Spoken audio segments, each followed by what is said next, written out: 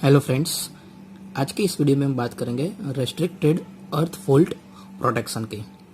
तो बेसिकली ये protection alternator के लिए यूज़ किया जाता है। ऑल्टरनेटर जिसकी वैल्यू लो कैपेसिटी की होती है, मीन्स कि लोअर कैपेसिटी का जो ऑल्टरनेटर होता है, इसके लिए ये रेस्ट्रिक्टेड अर्थ फॉल्ट प्रोटेक्शन यूज़ किया जाता है। नाउ अभी जो मेजर ऑल्टरनेटर होते हैं उसमें वाइंडिंग के बेसिकली 6 कनेक्शन होते हैं। तो 3 वाइंडिंग है हमारी 1, 2 एंड 3। तो तीनों वाइंडिंग के 6 कनेक्शन होते हैं, मीन्स एक वाइंडिंग के 2 कनेक्शंस। तो ये 6 कनेक्शंस हमें टर्मिनल बॉक्स पे मिलते हैं। बट जब भी हमारा ऑल्टरनेटर लोअर वैल्यू का होता है और लोअर कैपेसिटी का होता है, तब हमें ये 6 कनेक्शन टर्मिनल बॉक्स पे नहीं मिलते हैं। बट उसकी जगह पे हमें 3 आउटर कनेक्शन 1, 2 और 3, जैसे कि आप देख रहे हो R, Y और B, और ऑल्टरनेटर के अंदर है जो दूसरे कनेक्शन है, और ऑल्टरनेटर की वाइंडिंग को स्टार में कनेक्ट करके सिर्फ एक न्यूट्रल कनेक्शन ही बाहर दिया जाता है। So that's why lower capacity के ऑल्टरनेटर में टर्मिनल बॉक्स में 4 टर्मिनल ही होते हैं, 3 फेज के और एक हमारा न्यूट्रल पॉइंट जो कि ये है। नाउ इसलिए इसमें हम सर्कुलेटिंग करंट सिस्टम प्रोटेक्शन नहीं दे सकते। मीन्स कि हम एक साइड भी 3 सीटी यूज कर रहे थे, दूसरे साइड 3 सीटी यूज कर रहे थे, जैसे मर्स प्राइस प्रोटेक्शन हम यूज कर सकते हैं, वो प्रोटेक्शन इसमें हम यूज नहीं कर सकते। तो इसीलिए इसके लिए रेस्ट्रिक्टेड अर्थ फॉल्ट प्रोटेक्शन यूज किया जाता है। नाउ अभी बात करते हैं कनेक्शन डायग्राम की। जैसे कि ये लो कैपेसिटी ऑल्टरनेटर में टर्मिनल पे 4 टर्मिनल मिलते हैं। तो 3 टर्मिनल है फेज के, एक है हमारा न्यूट्रल का। तो जो न्यूट्रल का टर्मिनल है उसे हम नाम देंगे CT1। तो वहां पे एक सिटी कनेक्ट किए जाते हैं। देन आफ्टर 3 जो फेज के कनेक्शन है वहां पे भी 3 सिटी कनेक्ट की जाती है। नाउ जो फेज सिटीज है हमारी, वो फेज सिटी के दोनों टर्मिनल है। तो ये है R फेज की सिटी, ये Y फेज की और ये B फेज की। तो तीनों को शॉर्ट किया जाता है, तो वो हमारे टर्मिनल पॉइंट मिलते हैं X और Y।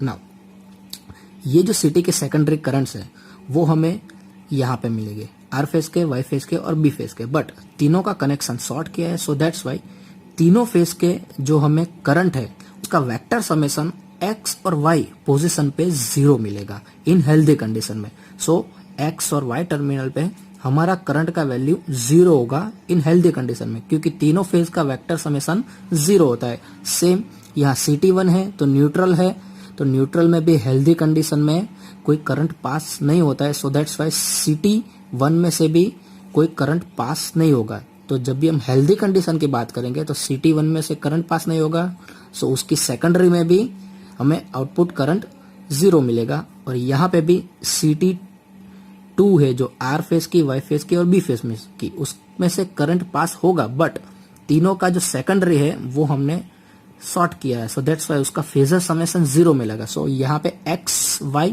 जो हमारा पॉइंट है वहां पे भी हमें करंट 0 मिलेगा। सो यहाँ का करंट भी हमारा 0 होगा, यहाँ का करंट भी 0 होगा। सो दैट्स वाई ये रिले में से कोई करंट पास नहीं होगा।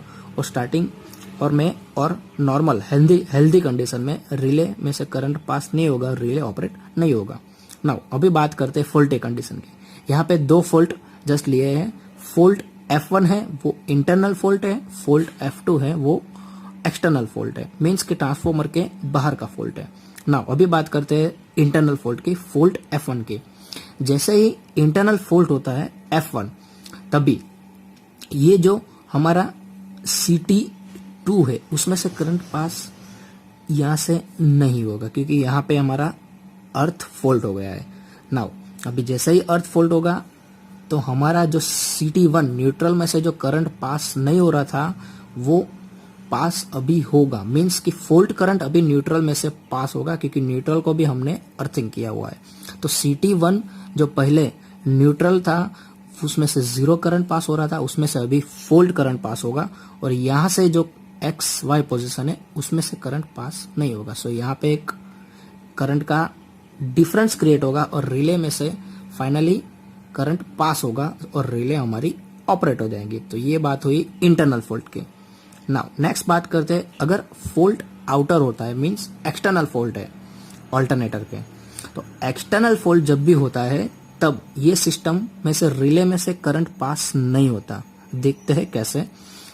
सपोज कि यहाँ पे फॉल्ट हो रहा है एक्सटर्नल, तब जो फॉल्ट करंट होगा वो यहां से भी पास होगा, मींस इस रिले में से हमारा फॉल्ट करंट पास होगा और यहाँ XY टर्मिनल पे भी जो सेकेंडरी करंट मिलेगा वो हमारा CT1 के जो सेकेंडरी करंट मिलेगा उसके वैल्यू दोनों की सेम रहेगी कि फॉल्ट करंट यहाँ से भी पास हो रहा है CT1 में से और ये हमारे CT2 के B फेज की जो रिले है उसमें से भी पास हो रहा है। सो XY टर्मिनल पे जो भी करंट मिलेगा उसकी वैल्यू हमारी CT1 की सेकेंडरी करंट जितनी होगी। सो यहाँ पे जो करंट मिलेगा और यहाँ पे करंट मिलेगा ये दोनों की वैल्यू सेम रहेगी।